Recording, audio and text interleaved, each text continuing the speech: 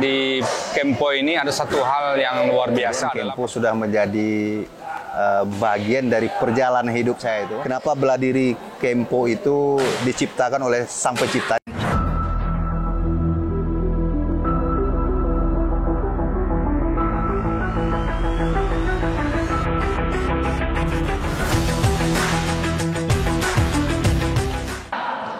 Ya, pemirsa Nagari TV, sekarang kita udah bersama Pak Muharlion dan juga Pak Indra Jaya, selaku dari pendiri dari Kempo Sumatera Barat.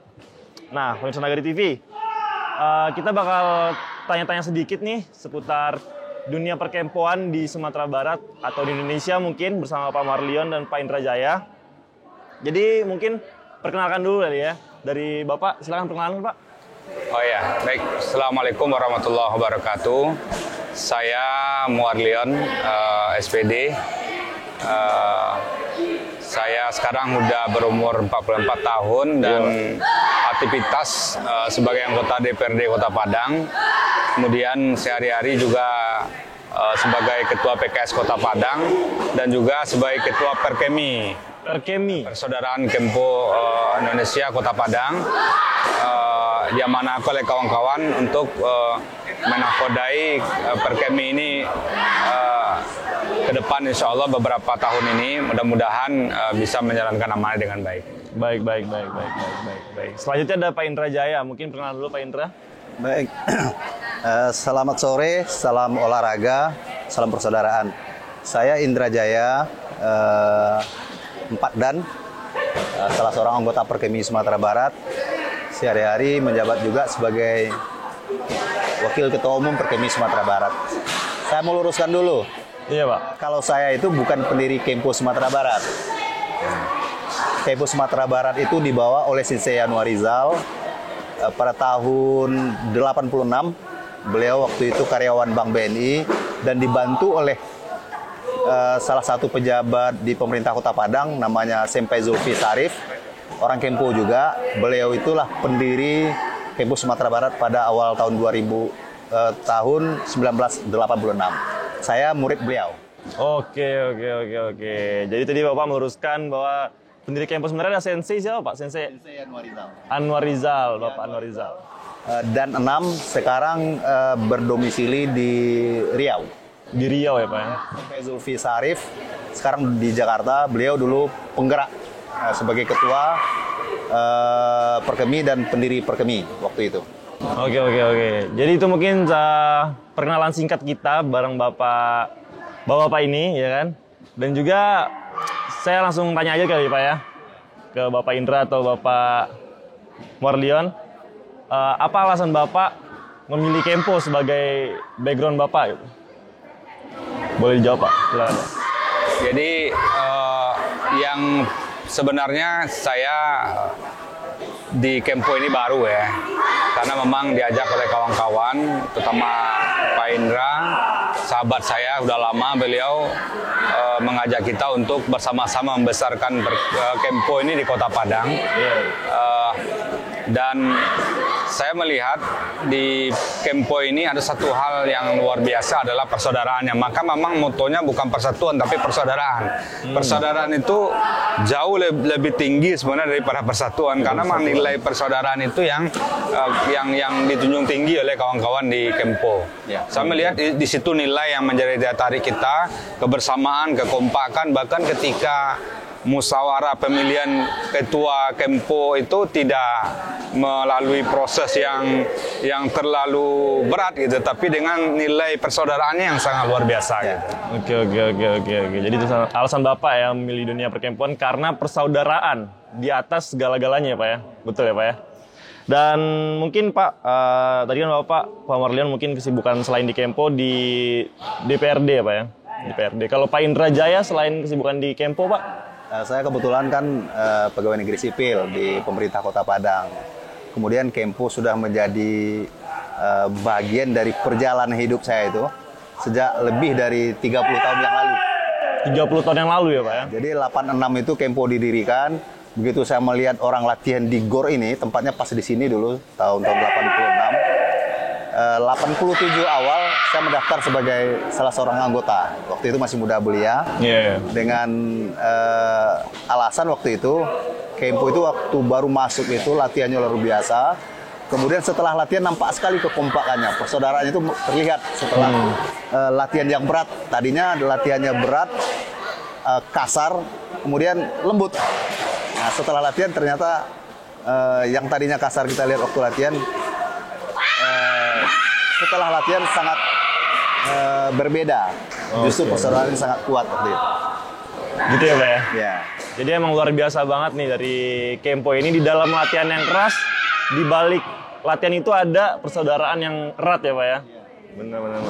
Jadi ini Pak, kan tadi ngomong-ngomong soal Bapak kesibukannya di dunia Kempo sekaligus di dunia yang lain gitu Pak. Misalnya kayak Bapak Marlion di DPRD dan Bapak PNS gitu kan misalnya.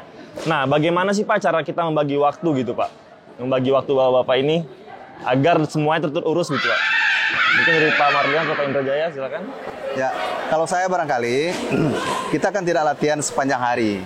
Benar. Nah, kita hanya butuh latihan kalau di Kempo itu 3 kali 1 minggu itu latihannya cuma 2 jam.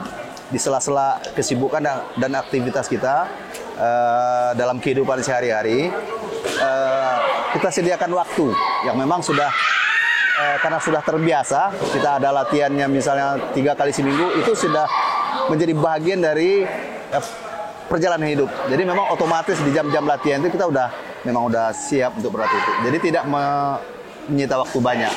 Gitu. Tetap santai ya Pak di dalam kesibukannya yang padat juga mungkin Bapak ya. Kalau Pak Marlion Pak? Ya, jadi memang saya sebenarnya beban tugasnya memang sangat banyak ya, Iya, sebagai selain anggota DPRD juga sebagai ketua partai KS, kemudian juga ketua Perkemi, bahkan organisasi lain gitu kan. Iya. Memang di sini kita mungkin melakukan pola manajemen waktu, di mana waktu kita ketika saya kalau justru dengan sibuk tuh bisa membagi waktu. Kalau lagi santai itu justru kita sulit untuk kadang lebih cenderung kita lalai gitu kan. Jadi dengan berkat kita kesibukan, kita bisa memanage kegiatan kita dari pagi, siang, sore, habis maghrib juga saya punya kegiatan lagi ini kan, ngurus kegiatan silaturahim lagi dengan teman-teman yang lain gitu. Jadi harus dipadukan memang. Di sinilah kita mengatur pola manajemen waktu kita. Benar. Jadi ini buat pemuda-pemuda nih kan yang lagi belajar mengatur waktu bisa dapat ilmu dari Pak Marlion langsung dan Pak Indrajaya pastinya ya. Dan juga nih Pemirsa Nagari TV, saya mau sedikit tahu nih Pak ke Bapak ini ya kan. Sejak dari umur berapa sih Pak Bapak mulai mengenal Kempo gitu? Kalau saya waktu itu masih belum 20 tahun ya, 18 tahun.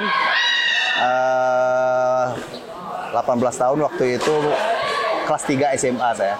Iya, kelas Pak. 3 SMA karena tertarik, karena memang hobinya saya itu memang olahraga bela diri dulu, selain olahraga masyarakat yang lain saya ikutin. Tapi ternyata di sini saya justru lebih lama. Buktinya dari tahun 87 saya latihan Kempo sampai sekarang masih latihan. Iya Pak. Nah, artinya dari usia 18 tahun sampai hari ini 52 tahun saya masih latihan.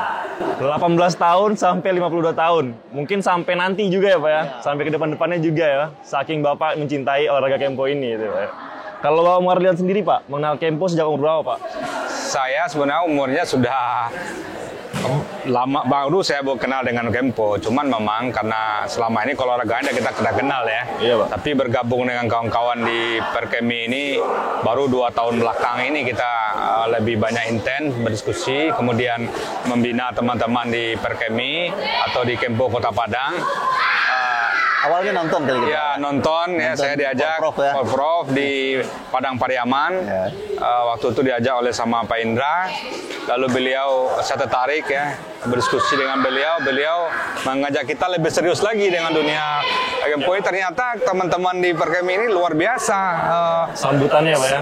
Antusiasnya, sambutannya, kebersamaannya. Bahkan masa pandemi kemarin pun banyak program-program yang kita tolorkan kepada masyarakat gitu. Kita juga memberdayakan teman-teman kita di Kempo ini untuk pemberdayaan UMKM-nya. Kemudian kita membantu juga beberapa puskesmas kemarin dengan APD yang dari hasil usaha yang kita kerjakan kita sumbangan juga untuk waktu itu ke beberapa puskesmas di Kota Iya, Padang. iya, iya. Oke.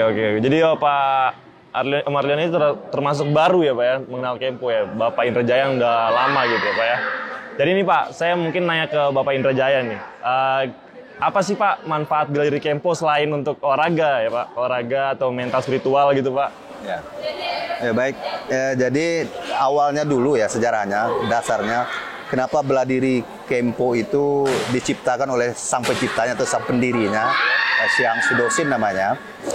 Waktu itu setelah terjadi Perang Dunia Kedua di Jepang, Jepang itu kan hancur lebur itu. Hampir tidak ada fasilitas umum, tidak ada orang-orang pintar, tidak ada pejabat juga yang tertinggal. Yang tertinggal itu kan generasi muda. Benar. Nah, Siang Dosinso ini berpikir, apa sih yang bisa saya berikan untuk negara ini waktu itu. Nah, Siang ini adalah satu-satunya orang yang keluar dari Shaolin Shorinji Kempo itu di daratan Cina. Dia bertemu dengan Buddhisme, dengan Buddha-Buddha di situ. Iya. Kemudian dia pulang ke Jepang. Setelah Jepangnya itu di bom Hiroshima dan Nagasaki itu, dia berpikir, saya harus menciptakan, memperbaiki cara berpikir pemuda ini, apa yang bisa diberikan untuk negara ini. Nah, itu dasarnya. Kemudian dia mencoba menciptakan generasi muda yang kuat dan tangguh, kemudian berpikir untuk negaranya, bagaimana negara ini bisa dibangun kembali. Nah, Siang Sudosin dengan mengumpulkan pemuda, diajarkan, ini negara kita hancur, kita harus menjadi orang yang ikut berpartisipasi untuk bisa membangun kembali Jepang ini. Ternyata itu tidak cukup. Karena tidak cukup, karena dia mempunyai ilmu bela diri, dia selingi dengan ilmu bela diri. Makanya Kempo itu yang pertama diajarkan itu yang berhubungan dengan mental, kepribadian dan rohani, kemudian latihan fisik, berolahraga bela diri. Nah, itu dulu dasarnya. Akhirnya tujuannya luar biasa sebenarnya, menciptakan manusia itu yang terpercaya, yang tangguh, dapat dipercaya oleh orang banyak. Nah, manfaatnya sekarang yang kita rasakan itu memang orang-orang Kempo itu bertujuan atau sengaja kita latih untuk bisa tampil tengah-tengah masyarakat, tampil menonjol dan tidak menonjolkan diri. Dia lebih kuat dan pasti lebih bisa dipercaya. Nah, itu maksudnya dulu. Iya, saya ngerti.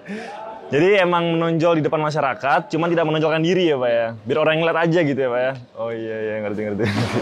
Luar biasa banget pemirsa Nagari TV. Mungkin itu kita break dulu kali.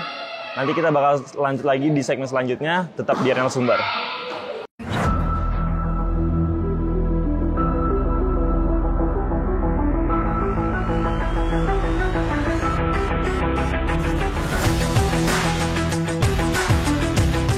Katanya olahraga Kempo ini bukan olahraga. Bagaimana kamu mengajar saya? Kamu saya pukul aja nggak bisa.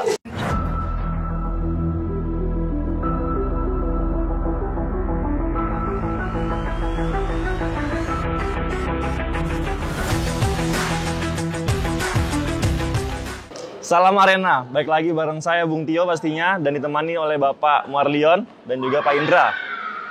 Dan masih ngomong-ngomong soal Kempo nih Pak ya, ngomong soal Kempo juga, menurut Bapak berdua nih, Kempo itu dalam definisi Bapak itu apa?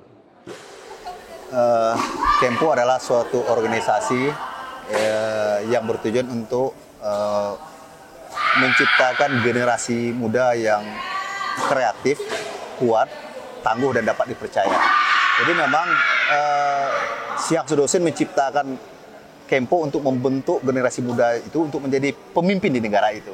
Jadi memang kita berharap, karena memang sudah terlatih, punya disiplin tinggi dan dapat dipercaya, dan diharapkan dia akan mampu memimpin di tengah masyarakat dan dia pasti dapat dipercaya. Oke, bener-bener yang namanya kesatria ya Pak ya. Kesatria kata orang kayak gitu ya Pak ya. Kalau buat Bapak Marlion sendiri, Kempo itu apa sih Pak dalam diri Bapak? Ya, jadi memang tadi sampai oleh Pak In tadi, memang yang pertama tentu yang namanya tujuan olahraga itu adalah bagaimana menumbuhkan kepercayaan diri kita gitu kan. Karena ketika kita latihan dengan sungguh-sungguh itu akan membangun kepercayaan. Yang kedua, sisi lain adalah membangun sebuah kedisiplinan. Karena di Perkemi itu memang diajarkan di Kempo itu bagaimana kita disiplin. Makanya memang kunci salah satu membangun kepercayaan, membangun kita pemimpin ke depan adalah bagaimana membangun kedisiplinan dan semangat untuk membangun ya, karena memang kunci ke depan, karena terutama dari kita ini adalah menjadi regenerasi pemimpin kita ke depan. Maka kalau kita ambil dari filosofi yang sampai oleh Pak Indra tadi, lahirnya Kempo itu di negara Jepang untuk bangkit dari keterpurukan mereka, kita berharap juga generasi-generasi kita yang aktif di Kempo ini juga akan, kalau bahasa orang Minang, bangkit batang terandam gitu kan. Tapi dalam bahasa kitanya yang akan menjadi pemimpin kita ke depan gitu. Oke.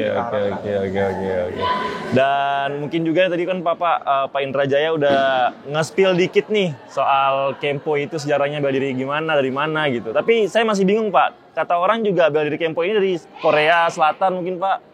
Saya dengar kayak gitu sih Pak, mungkin yang aslinya dari mana Pak? Sebenarnya Pak, bela diri Kempo ini Pak?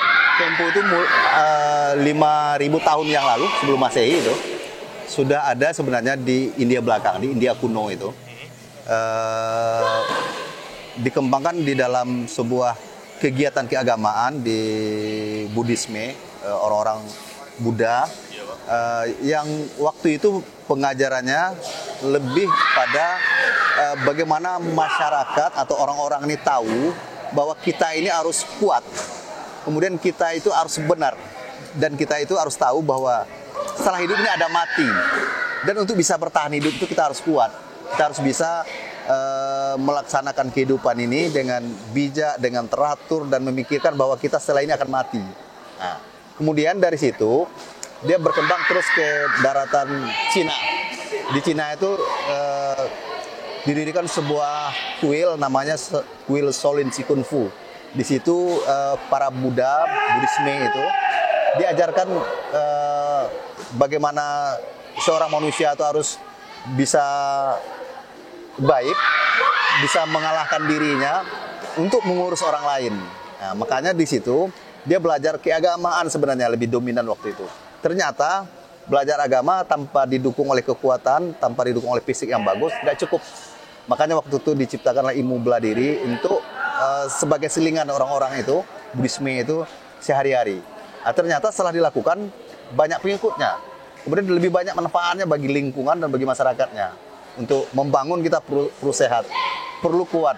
Untuk menjadi orang pemerintahan ternyata harus pintar, harus kuat, harus jujur, dan harus disiplin. Dari situ lahir dia pemimpin-pemimpin besar. Nah, kemudian Siang Sodosin ini, tentara Jepang waktu dia masuk ekspansi ke Cina itu, dia bertemu di kuil itu. Dia bertemu dengan kuil itu dan dia lari dari pasukannya, bertemu dengan salah seorang guru di situ, dan dia tinggal di situ dan dia belajar di situ. Nah, kemudian satu-satunya yang tersisa waktu itu kalau tidak salah, karena waktu itu sempat dihancurkan kuilnya, kemudian ada yang tersisa. Kemudian Siang Sodosin bertemu dengan satu-satunya guru yang tertinggal di situ dan dia belajar. Kemudian ini yang akan saya berikan untuk negara Jepang. Nah, Oke. Jadi ini prosesnya panjang banget ya Pak ya? Panjang banget, dari 5.000 tahun sebelum Masehi bahkan ya Pak ya, dari India kuno ya Pak ya, sampai ke Jepang akhirnya. Jadi lahir di Jepang ya Pak ya? Oke. Mungkin itu sejarah singkatnya dari Kempo gitu ya Pak ya.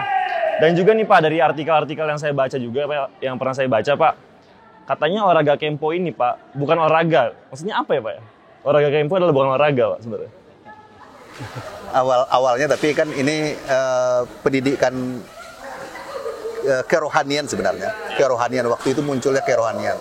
Ternyata seorang rohaniawan atau seorang, katakanlah kalau sekarang ini ustadz-ustadz ya, iya, Pak, yang memberikan dakwah dan memberikan ceramah kepada orang-orang, memberitahukan kalau ini tidak boleh, kalau ini salah.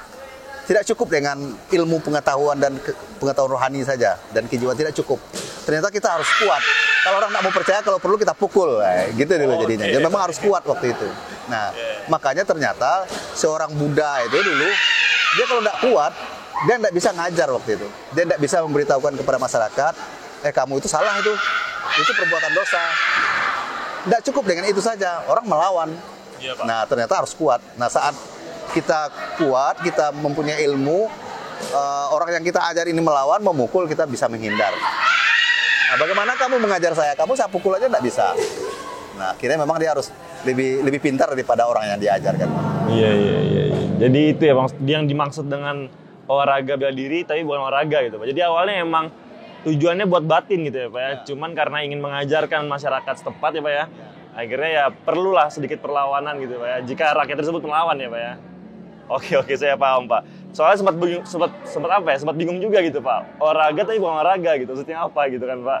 Ternyata saya udah dapat jawabannya, pemirsa Nagari TV.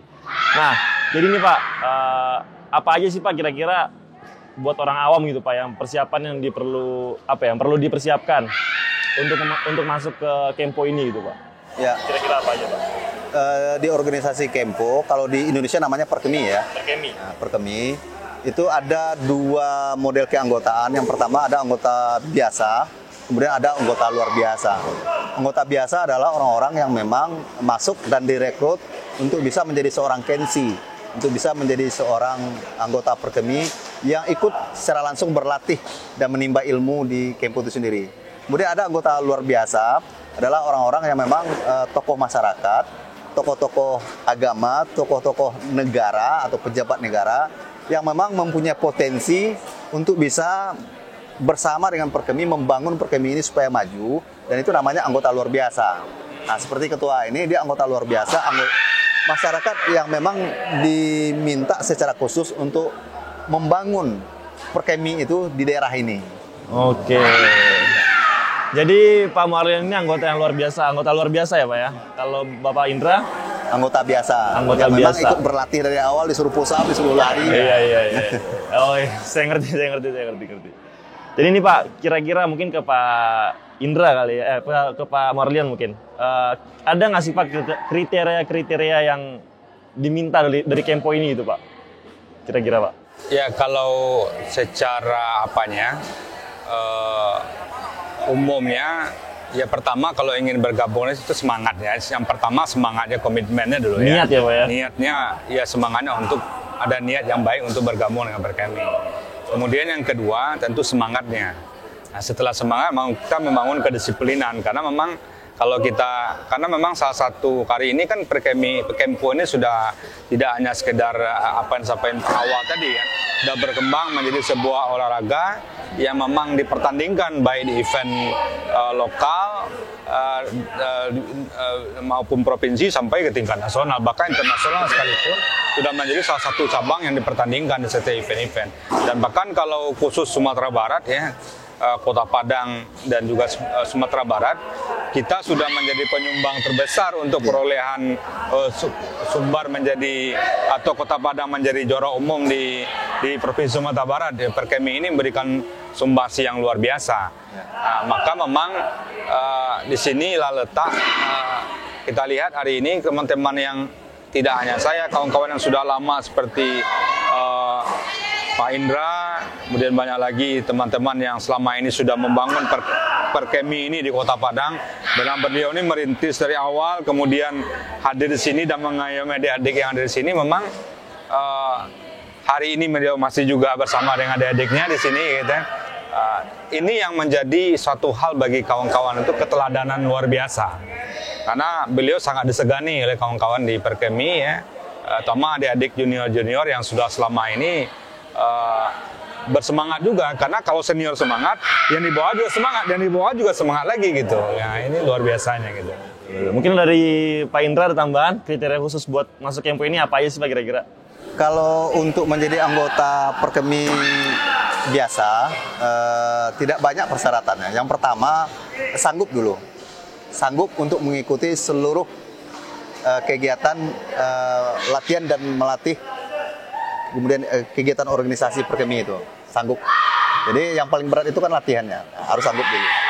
Kemudian patuh dalam melaksanakan aturan-aturan administrasi dan aturan organisasi. Ada yang tidak boleh dilakukan, ada yang boleh dilakukan, kemudian ada sanksi kalau melakukan pelanggaran, dan tidak ada yang lain, sederhana aja syaratnya. Sederhana banget ya Pak ya? Tapi jadi Kensi, jadi anggota, tidak sanggup latihan, itu tidak bisa. Harus sanggup latihan, itu syarat dulu. Betul. Nah, ngomong-ngomong soal Perkemi Kota Padang atau Sumbar nih Pak ya, itu sejarah awal mulai berdiri itu di Sumbar atau Kota Padang itu gimana sih Pak? Gitu, Pak?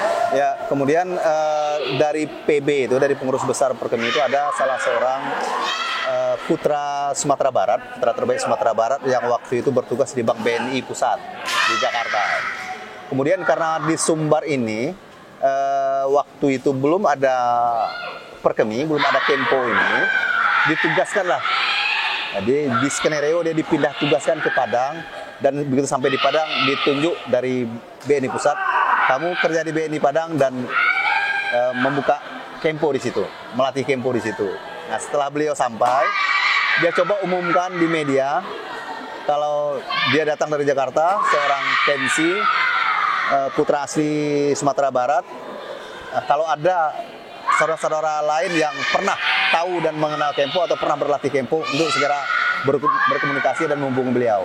Nah, kebetulan waktu itu ada Pak Zulfi Sarif yang waktu itu kepala dinas di Padang ini, kepala dinas PU, pernah latihan di ITB waktu beliau jadi mahasiswa. Komunikasi beliau, akhirnya dia tandeman, dan akhirnya dibuka tahun 86 itu Kempo di Sumatera Barat, dan kita mulai dari Padang waktu itu. Tahun 86 berdiri di Padang ya Pak ya? Oke. Itu mungkin sejarah singkat nanti kita bakal bahas-bahas lagi ya Pak ya, setelah yang satu ini. Pokoknya Pemirsa Nagari TV tetap saksikan kami di Arena Sumbar pastinya. Kita break dulu sejenak.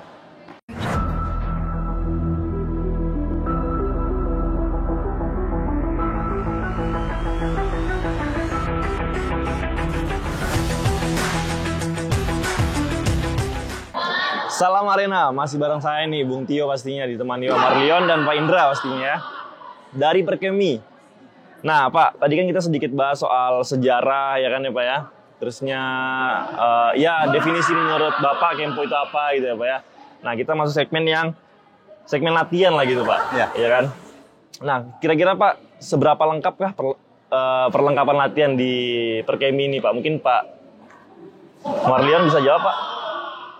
Pak In dulu jawab. Oh, Pak In Kan dulu. dia lebih banyak yang ini. Ya, kalau perlengkapan latihan itu namanya peralatan ya. Iya, Pak. Bukan peralatan latihan. Peralatan latihan sebenarnya tidak banyak. Karena kita lebih fokus kepada individu latihannya. Bagaimana seorang Kensi, sebutannya untuk anggota Kempo itu seorang Kensi mengerti tentang dia sedang melatih dirinya untuk apa, dan seterusnya dia mau bagaimana. Nah, kemudian peralatan yang dia bawa ke tempat latihan itu sebenarnya tidak ada.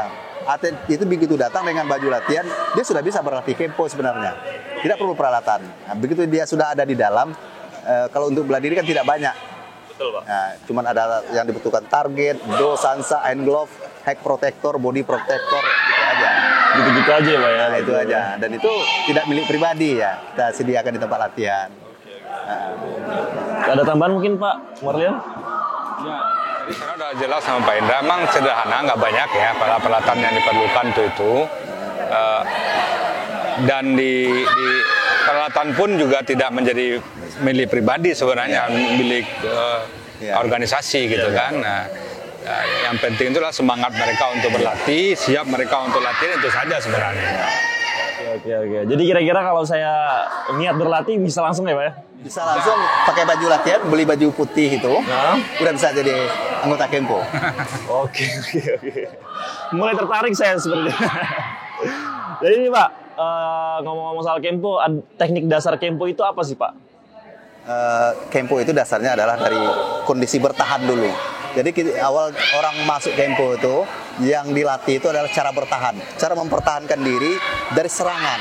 Nah, itu teknik dasarnya. Jadi untuk bisa bertahan, kita harus mempunyai kondisi fisik yang bagus. Makanya dia latihan fisik, ada pemanasan, kemudian ada latihan fisik. Kalau dia tidak cukup kuat untuk bisa mempertahankan dirinya, dia tidak bisa menguasai dirinya, dan dia tidak bisa menghindar dari bahaya-bahaya yang akan datang. Nah, makanya dasarnya itu memang penguasaan diri. Penguasaan diri. Jadi yang dilatih itu dasarnya itu bagaimana dia bisa mempertahankan dirinya dari serangan. Nah, itu yang diajarkan pertama. Makanya ya dia diajar pertama itu tidak memukul, tapi menghindar dari pukulan. Nah, itu yang diajarkan pertama. Lihat anak-anak itu belajar. Menghindar dulu. Menghindar dulu ya Pak ya. Jadi emang dasarnya emang harus defend ya Pak ya, bukan attack ya Pak ya. Oke. Jadi ini Pak, bagaimana sih Pak cara seorang latihan seorang Kempo ini Pak? Apa sebutannya Kempo itu Pak? Kensi, kalau anggotanya Kensi, itu ya? Kensi. Kensi itu sebutan untuk orang yang berlatih Kempo itu namanya Kensi. Kensi ya Pak ya? Kalau dia di bawah namanya Kohai, orang yang dilatih Kemudian orang yang melatih atau yang senior itu namanya senpai. Dia senpai itu panggilan kakak, guru, itu panggilan senpai. Kalau kohai itu orang yang sedang belajar, murid yang sedang diajarkan atau di bawah kita, adik kita. Iya, iya. Jadi bagaimana sih Pak prosedur latihannya gitu Pak sampai bisa nanti melangkah ke jenjang yang lebih profesional gitu Pak? Sebenarnya kan ada metode belajar, ada kurikulum yang sudah ditetapkan. Ditetapkan itu tidak di Indonesia saja, tapi dari pusatnya, dari WSKO Jepang itu, ada kurikulum yang ditetapkan dan itu disebar sesuai dengan tingkatan. Sesuai dengan sudah berapa lama dia masuk Kempo. Nah, saat dia baru belajar, dia akan diajarkan secara umum. Yang pertama untuk mengenal dirinya dulu, kemudian belajar untuk berdiri dan bisa mempertahankan diri. Kemudian diperkenalkan juga pukulan, diperkenalkan juga cara menghindar, cara mengelak, kemudian cara menangkis. Itu awal-awalnya. Jadi dasar-dasarnya itu memukul, menghindar, dan menangkis. Oke. Tapi yang pertama banget, yang utama banget itu emang menghindar dulu ya Pak ya? Itu emang dasar dari Kempo ya Pak ya? Dan apa ya, menurut Bapak nih Pak, apa sih yang membedakan Kempo dengan bela diri lain Pak, dari Pak Marlion barangkali? Ya, tadi sudah sampaikan oleh Pak Indra, sebenarnya memang kalau Kempo ini kita melihatnya memang dalam satu sisi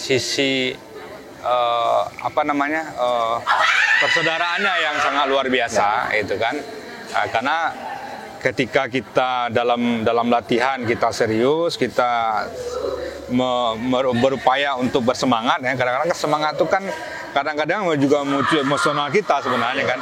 Tapi setelah kita selesai latihan dan sebagainya, bersama lagi gitu. Karena memang mereka keseharian juga bersama setelah itu. Nah, ini satu hal yang kadang-kadang juga membedakan dengan olahraga yang lain.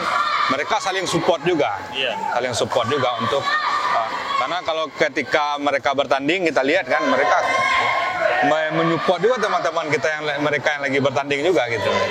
Ini satu hal yang luar biasa. Kalau dari Pak Indra Pak, membedakan apa kira-kira? Ya, azasnya tadi seperti yang disampaikan oleh ketua tadi, azas persaudaraan itu yang luar biasa.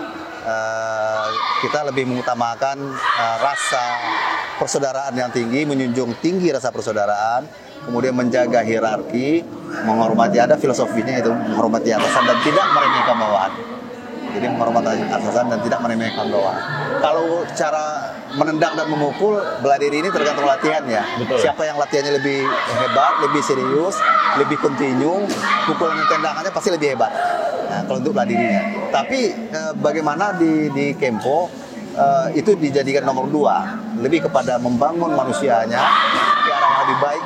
Betul. Mengerti dengan hierarki, menghormati atasan tadi, kemudian memahami kalau seorang Kenshi itu memang orang yang memang harus dapat menguasai diri. Baik Pak. Itu yang membedakan Kempo dengan bela diri lain ya Pak ya, menurut Bapak.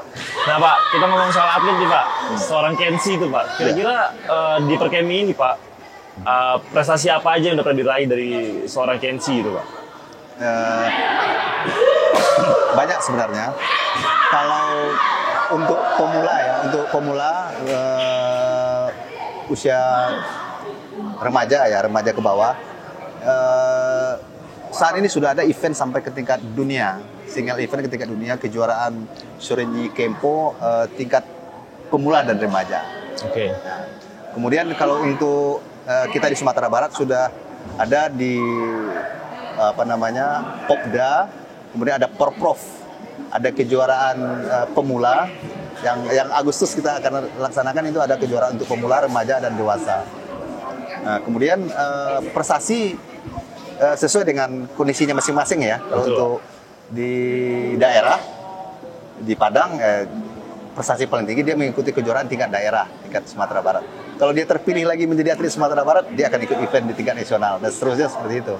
Gitu. Dan mungkin mempersiapkan untuk PON nanti ya Pak ya? Iya, PON. Bisa jadi ya Pak ya? Iya. Gitu. Mungkin ada tambahan dari Pak Marlion? Ya. Prestasi apa aja Pak? Yang jelas kalau di kemarin di Prof kemarin khusus Kota Padang kita juara umum ya. Kota Padang juara umum ya. Umum.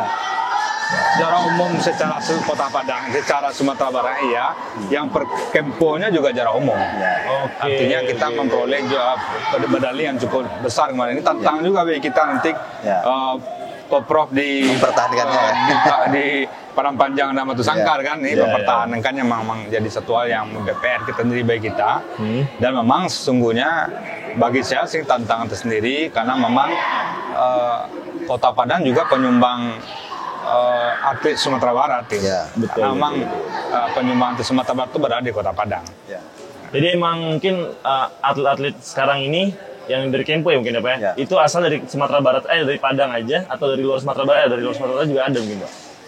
Menyebar Menyebar ya Pak ya? Hampir dari seluruh kabupaten kota ada.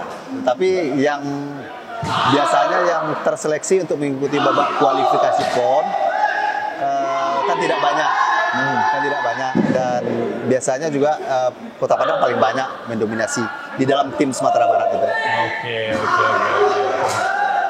Oke, pemirsa Nagari TV, itu mungkin sedikit bincang-bincang kita. Nanti kita bakal sambung lagi di segmen selanjutnya, tetap di Arena Sumbar. Salam Arena, masih bersama saya nih Bung Tio dan Bapak Indra dan juga Pak Muharlion pastinya dari Perkemi ya. Dan saya ini segmen terakhir kali ya Pak ya. Nah, saya mau nanya soal peran Bapak nih Pak di dalam Kempo ini gitu Pak. Berperan sebagai apa, mungkin jelaskan lagi gitu Pak. Ya, kita kan sebenarnya tidak bisa kerja sendiri ya. Kita harus bekerja bersama-sama. Kemudian ada yang mengurus dojo namanya, ada yang mengurus tingkat kota, kemudian ada yang mengurus di tingkat provinsi Sumatera Barat. Kemudian Pak Muharlion ini ketua Perkemi Kota Padang. Dia mengurus Kempo atau dojo-dojo yang ada di seluruh Kota Padang ini. Nah, berbagi tugas. Tugas beliau untuk melakukan pengembangan pembinaan secara umum sebagai ketua ke bawahnya. Kemudian saya kan wakil ketua di Perkemi Provinsi Sumatera Barat, berasal dari Kota Padang. Saya berangkat dari atlet-atlet seperti ini latihan, kemudian menjadi pengurus di dojo, kemudian menjadi pengurus di tingkat kota, dan menjadi pengurus di tingkat provinsi. Nah, kemudian melaksanakan seluruh kegiatan-kegiatan organisasi seperti melaksanakan ujian, melaksanakan musyawarah, rapat kota, rapat provinsi. Kalau rapat tingkat Kota Padang, Pak Muharlion bertanggung jawab untuk melaksanakan rapat-rapat anggota, ya, rapat pengurus. Kemudian ada yang bertugas melatih, mengurus administrasi, karena Kempo administrasinya sangat ketat dan sangat kuat. Semua atlet yang sudah masuk harus terdaftar sampai ke WSKU Jepang. Jadi begitu dia mendaftar, masuk di kota, kemudian di tingkat provinsi, dan masuk ke PB, dan PB udah dikirim ke Jepang. Jadi dia di mana saja berada nanti, di luar negeri, di Eropa, di Asia, dia namanya akan tercatat. Kalau dia latihan misalnya di Inggris, anggota Perkemi Sumatera Barat, Kota Padang cari, ada namanya. Nah, jadi dia begitu. Jadi semuanya ada yang ngurus, nggak semuanya kita urus. Ada yang kebagian latihan. Saya kebetulan sebagai pelatih, kemudian sebagai penguji juga, sebagai wasit juga, kan kegiatannya tidak bersamaan. Kalau Pak Muharlion sendiri berarti sebagai ketua Perkemi Kota Padang. Saya sebenarnya diamanahkan sebagai ketua, namun kalau saya sendiri juga nggak bisa kan, karena memang alhamdulillah dibantu juga, diarahkan oleh ada wakil ketua juga yang sangat luar biasa, ada teman-teman lain yang sudah selama ini sudah berbau dengan konsekuensi yang ada, juga dengan pembinaan dojo-dojo yang sudah ada gitu ya. Jadi kita memang mensupport, memberikan motivasi, mengarahkan, sehingga memang Perkemi ini bisa bergairah gitu. Bergairah ya, berkembang terus. Berkembang terus ya. Nah, tadi kan Bapak udah ngomong-ngomong nih soal kehidupan saya di Bapak gitu kan di Kempo ini. Nah, ada nggak sih Pak kesulitan apa yang pernah Bapak alami lah? Barangkali Pak Indra yang udah lama ya kan di Kempo, apa sih Pak kesulitannya Pak? Ya, sebenarnya membangun olahraga ya secara umum dulu. Kan kita tidak bisa secara personal atau secara organisasi dalam skop satu cabang tidak bisa. Membangun olahraga itu harus melibatkan banyak pihak, diantaranya melibatkan masyarakat, karena masyarakat juga bertanggung jawab. Kemudian pemerintah. Jadi semuanya punya peran sesuai dengan kapasitas masing-masing. Kita di lapangan, tugas kita mengembangkan organisasi di tingkat bawah melakukan latihan, melakukan pembinaan secara organisasi, kemudian memberikan kesempatan untuk atlet-atlet itu yang memang punya potensi dan punya prestasi untuk bisa melaju ke prestasi yang lebih tinggi. Lebih tinggi ya, Pak, ya. Nah, kalau Bapak Muharlian sendiri gimana, Pak? Kesulitan apa yang pernah Bapak rasain selama di Kempo ini, Pak? Ya, memang saya tidak sepenuh waktu saya bisa bersama dengan kawan-kawan di Perkemi, karena memang berbagai aktivitas, kesibukan, amanah yang saya juga emban di masyarakat juga. Tapi setidaknya kita terus berkomunikasi, terus kita merencanakan apa-apa yang akan kita lakukan untuk Perkemi. Nah, selalu ini yang kita lakukan, karena kan lebih banyak teknisnya nanti dilakukan oleh wakil ketua dan bidang-bidang yang lain gitu. Gitu aja ya, Pak ya. Dan juga Pak, ngomong soal prestasi tadi ya, Pak ya. Prestasi sejauh apa sekarang, Pak? Prestasi yang udah pernah kita raih di Kota Padang atau Sumbar itu, Pak? Bapak. Ya, olahraga pasang surut ya. Pasang surut. Puncaknya tahun 2000 Sumatera Barat itu dari 26 provinsi itu nomor 26 tanpa bawa medali. Nah, itu ya. Kemudian Kempo waktu itu salah satu cabang yang ikut pada PON tahun 2000 itu di Surabaya juga tidak dapat medali. Nah, kemudian kita mulai melakukan pembinaan, melakukan pelatihan-pelatihan lebih kontinu, lebih serius, lebih sungguh-sungguh. Walaupun pada waktu itu sebenarnya tidak banyak dukungan, tidak banyak support dari pemerintah karena memang kondisinya setelah waktu itu moneter ya. Moneter memang semuanya sulit. Nah, kita secara mandiri bekerjasama dengan Kensi, kemudian dengan orang tua melakukan latihan secara terus-menerus. Kemudian kita PON 2004 mulai menyumbangkan medali untuk Sumatera Barat. Dan puncaknya prestasi Sumatera Barat itu pada PON 2008 di Kalimantan Timur, itu dari 8 medali emas yang diraih oleh Sumatera Barat pada PON tersebut, itu 4 medalinya dari Kempo. Nah, saya bagian dari pelatih waktu itu. Kemudian atlet-atletnya yang sekarang sudah jadi pelatih. Oke, dia ada di belakang kita ya, Pak ya? Ya, kemudian Kempo Kota Padang ini, Sumatera Barat, pernah juga mewakili Indonesia di berbagai event. Ada SEA Games, kemudian ada kejuaraan multi single event tingkat dunia.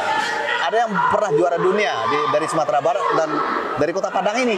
Oh, ada Simpenov, itu pernah juara dunia di tahun 2006. Kemudian 2011 ada juga yang juara dunia dari Sumatera Barat, dari Padang ini. Atletnya luar biasa. Berarti emang bisa dikatakan berkembang luar biasa ya, Pak ya? Ya. Dari tahun 2000 yang dari nol ya, Pak ya? Ya. Sampai bisa di tahun 2008 itu puncaknya ya, Pak ya? Ya. Dimana kemudian itu, selama setelah itu PON-nya 2012, 2016, Kempo tetap dengan tradisinya memberikan medali emas atau menyumbangkan medali emas untuk Sumatera Barat.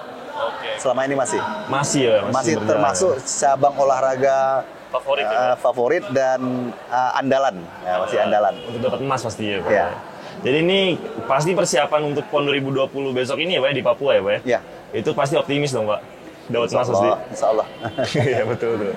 Jadi terakhir nih Pak, pertanyaan terakhir. Apa aja harapan Bapak untuk atlet muda yang lagi berlatih belakang kita ini, Pak?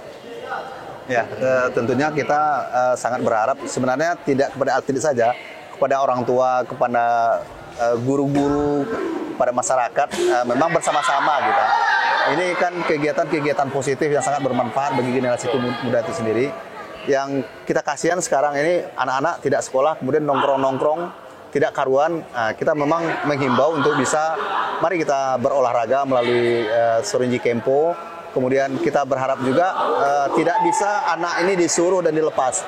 Orang tua harus ikut menggiring dan mengawal anaknya untuk bisa beraktivitas. Salah satunya di Kempo. Kemudian dari pihak sekolah sendiri, ada juga di sekolah yang memang tidak diizinkan anak-anaknya untuk ikut pergi bertanding, dan kita berharap dari pihak sekolah juga harus bisa mendukung ini, dan buktinya prestasi olahraga juga sudah menjadi instrumen untuk bisa anak-anak ini bersekolah.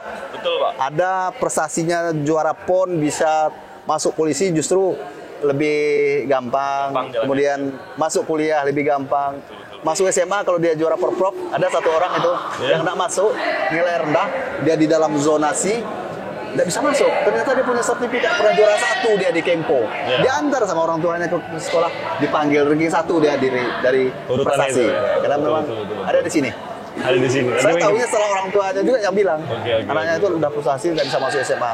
Ternyata dia pernah juara 1 2019, dia masuk 2020 SMA dengan sertifikat juara 1. Nah, kan jadi penting jadi. Betul. Dan saya juga apa ya? Saya yakin betul Pak kalau misalnya prestasi-prestasi yang di non akademik ini bisa menunjang akademik juga pasti ya Pak ya. Iya. Betul ya Pak ya. Iya. Dan menurut Pak Marlian kali Pak, ada tambahannya Pak?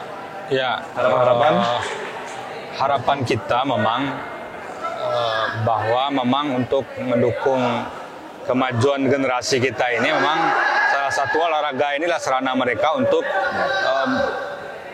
menghilangkan daripada mereka berkeluaran, mungkin lari kepada kenakalan remaja, mungkin lari ke narkoba. Ini satu alternatif mereka untuk, karena kalau energi mereka sudah habis di sini, mereka akan istirahat lagi, nggak ada lagi kegiatan lain yang akan merusak mereka. Dengan mereka berolahraga, apalagi kalau ikut mereka dengan perkemi ini. Dan memang apa yang disampaikan oleh Pak Endra tadi, kita di Kota Padang, di Sumatera Barat, secara umum se-Indonesia, itu kan ada ruang-ruang bagi atlet-atlet yang berprestasi untuk masuk ke sekolah-sekolah negeri, karena ada jalur prestasi akademik dan non-akademik, yang gitu kan. Jadi mereka punya kesempatan itu. Banyak anak-anak yang berprestasi itu yang bisa masuk di sekolah-sekolah negeri favorit yang disampaikan tadi, gitu, guguran tinggi tadi.